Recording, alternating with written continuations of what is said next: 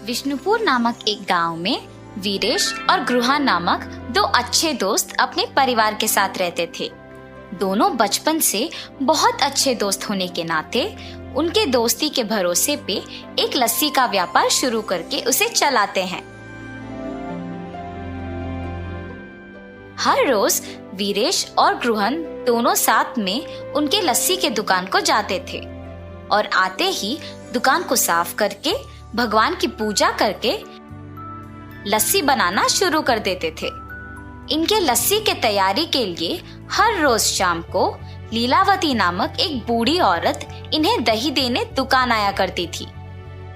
और बेटा, व्यापार कैसे चल रहा है? बहुत अच्छा चल रहा है दादी। आपकी इतनी उम्र आने के बाद भी इतना काम करने की क्या जरूरत है दादी? मेरी तो सिर्फ उम्र बढ़ रही है बेटा, शरीर का ताकत तो अब भी जवान है। ऐसे ही दही देने आके उनके साथ थोड़ा बातचीत करके हंस के चली जाती थी। गृहन और वीरेश को भी उनके बारे में अच्छे विचार थे। एक दिन जब लीलावती हर रोज की तरह दुकान को दही देने आई तो उसने देखा कि वहाँ वीरेश नहीं था। समय देख के, बेटा गृहन, लगता है वीरेश दुकान में नहीं है। जी दादी, नहीं है। क्यों, क्या बात है? इस वीरेश के साथ काम करके क्या ही कमा लोगे तुम? मैं जब भी देखती हूँ सिर्फ तुम सारे काम करते हो और वो वीरेश तो सिर्फ तुम्हें लस्सी के मटके देते रहता है। ज्यादा काम करने वाले को ही ज्यादा लाभ मिलना चाहिए। ये बात मैं तुम्हें बहुत दिनों से बताने की सोच रही थी। नहीं दादी, आपको जरूर कुछ गलतफहमी हो गई है। मुझे तो वीरेश ने ही लस्सी बनाना सिखाया। उसके काम ना करने का सवाल ही नहीं उठता। आप दुकान आते तो हैं, पर 10 मिनट से ज्यादा कभी नहीं रहती है। इसीलिए आप वीरेश के वास्तविकता से अनजान हैं। ठीक है, तुम्हारी मर्जी बेटा। मुझे जो कहना था मैंने कह दिया। चलो अब मैं निकलती हूँ। और जाते वक्त मन ही मन पछताती है कि उसे ये सब गृहन से कहना ही नहीं था। अगले दिन जब दही देने वापस उनके दुकान जाती है तो गृहन के ना होने का मौका देख वीरेश को भी वही बताती है जो पिछले दिन गृहन को बताया था। गृहन उसकी बातों की विश्वास करता है मगर नजरअंदाज कर देता है और यही कहता है कि शायद उसने गृहन को सही तरह से नहीं समझा होगा। लेकिन वीरेश लीलावती के बातों से प्रभावित होकर गृहन पे उसके विचार बदल देता है।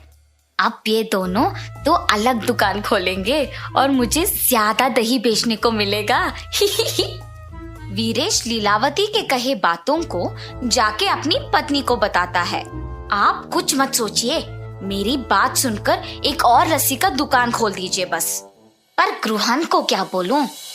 यही बोलिए कि जीवन में आगे बढ़ने के लिए ना अलग अलग व्यापार करना बहुत जरूरी है।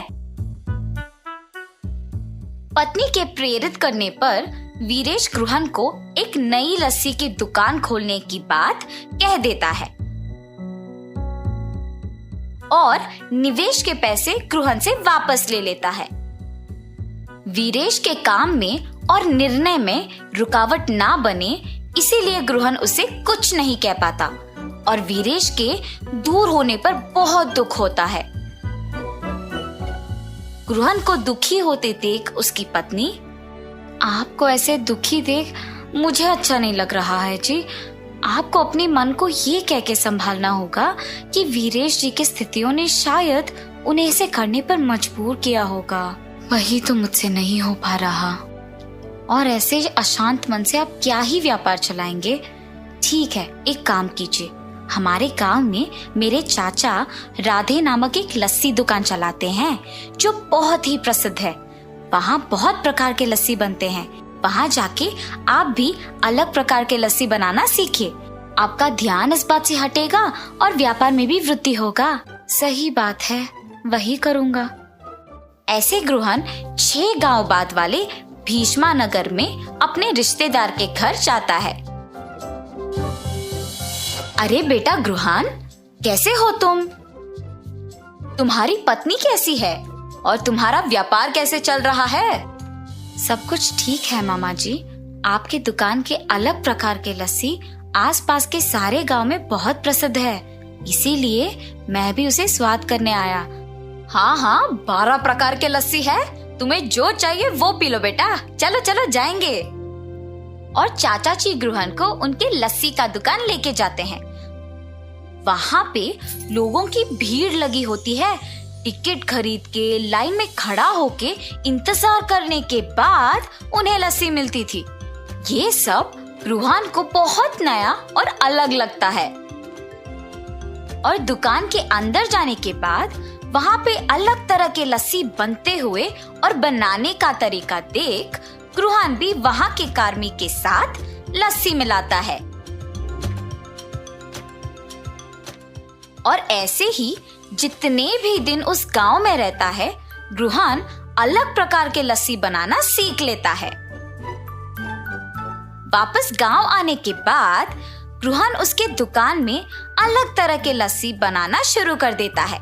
वो उसके दुकान के सामने लस्सी के रंगीले चित्र बनवाता है ताकि ग्रामीणों को पता चले कि गृहान के दुकान में विभिन्न प्रकार के लस्सी मिलते हैं, और उसके नाम भी लिखवाता है। वहां से गुजरते हुए ग्रामीण उसे देख आश्चर्यचकित होके उसे पढ़ते हैं। इंडियन लस्सी, पंजाबी लस्सी, आम की लस्सी, नमकीला लस्सी, मीठा लस्सी, मलाई लस्सी, केले का लस्सी, मसाला लस्सी, केसर की लस्सी, चॉकलेट लस्सी, गुलाब लस्सी। ऐसे नए नाम और रंगीले चित्र देख गांव वाले भी उन नए तरह के लस्सियों को स्वाद करने आते हैं। गृहान, कुछ विशेष बात है? इतने प्रकार के लस्सी, जरा मसाला लस्सी देना। और ऐसे मसाला लस्सी पी लेता है। अरे वाह, बहुत ही स्वादिष्ट है गृहान, जरा एक और देना।